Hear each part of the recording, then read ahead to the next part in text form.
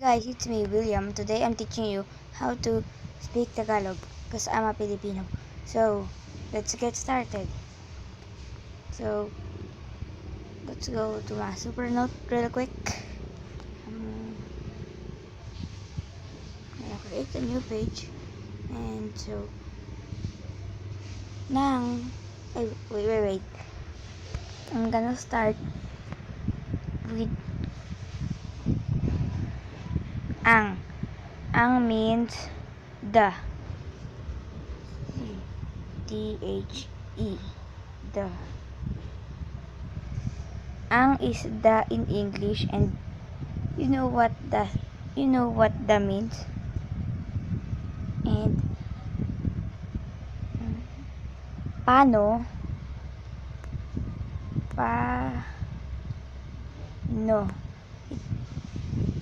it may in English it's how.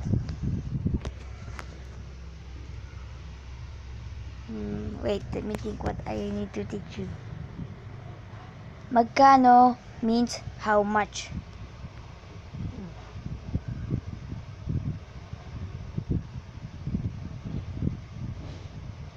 I'm sorry if my writing is very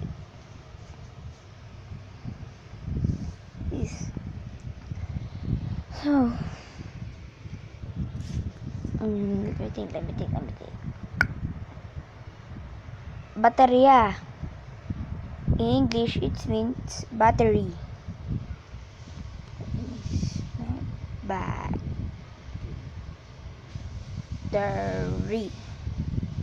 So, okay. And baboy means pig in English. And baka is cow. Is cow. And there's another baka word. It means I forgot what does means in English. Just I don't know. I'm very sorry. So, mayaman.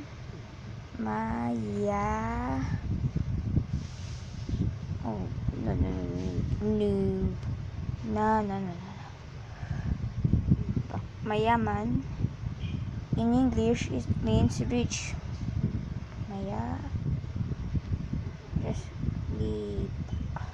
Mayaman means rich in English. So, mahirap. There's two meanings of mahirap. Mahirap is poor, and mahirap, that is hard. So, mahirap and mahirap, same. You said the word in the same sound, but the meaning is not different. Buhok means hair, and tae means poop. So, tell your classmates, hey girl, you look like a tae.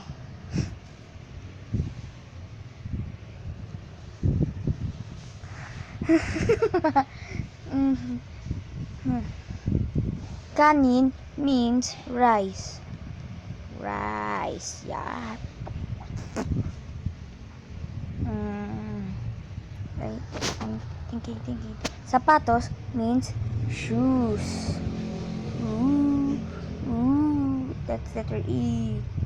I'm sorry if my writing is very bad. Just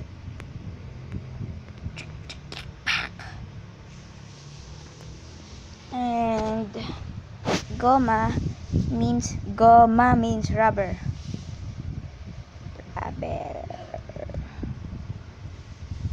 That's it. Kuryente means electricity. And wait, let me think. Panyo means handkerchief.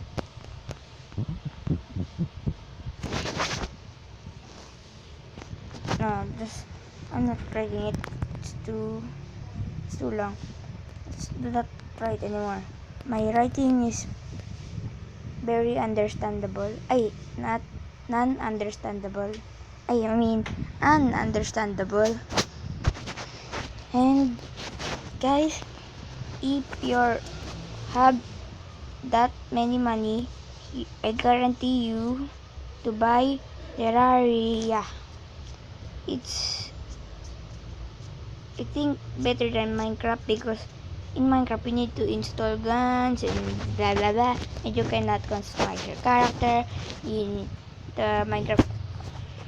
But the only bad thing is in Terraria is it doesn't have servers, but you can PvP with your friends and family. But it is kind of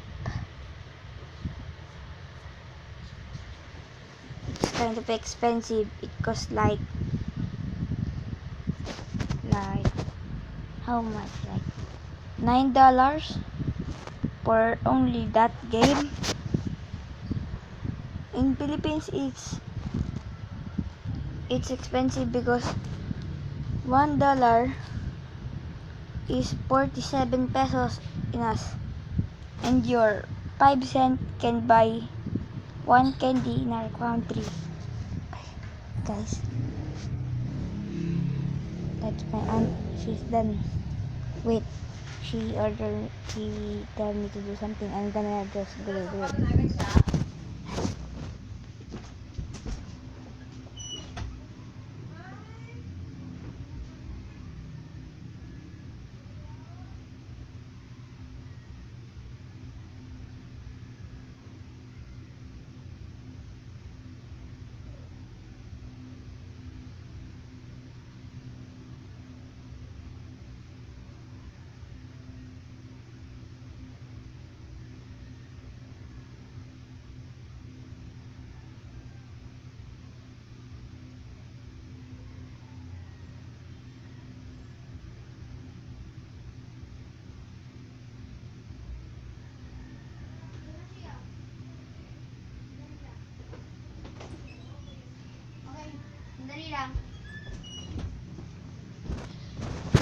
Hey guys, sorry, that was my auntie. She speaks Tagalog because my baby.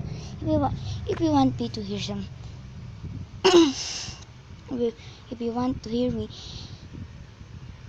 translate English words to Filipino words, I mean English sentence to Filipino sentences, I can do that. Just comment hashtag hashtag wait hashtag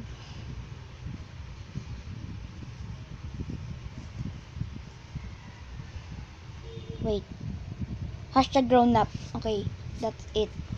So that's, guys, can I watch TV?